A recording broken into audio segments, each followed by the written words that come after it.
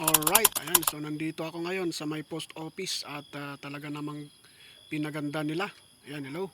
Talagang ni-renovate nila, hindi na kagaya ng dati, ano. So, ayan. Anyway, ang verse natin for today ay Hebrews 11:6. Ang sabi doon, "And without faith, it is impossible to please God.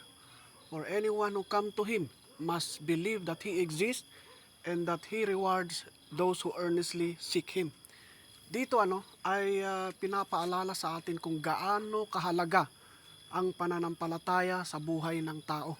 Na kung wala ito, ay kahit gaano man tayo kabuti, kahit wala tayong ginagawang masama sa kapwa natin, ay hindi pa rin pala nalulugod ang Diyos sa atin kung walang pananampalataya.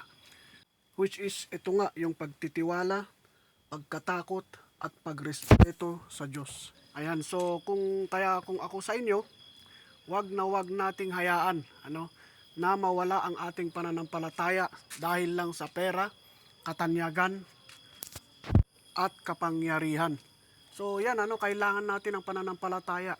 Bakit? Dahil para i-please ang Panginoon. Sino ba kasi ang Diyos?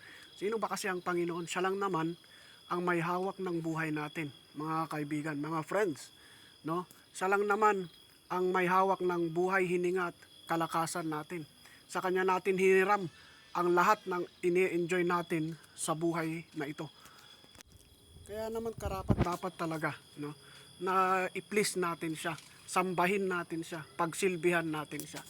Ayan, so ikaw, anong masasabi mo dito? Anong kaisipan nyo dito? Comment down. Bye!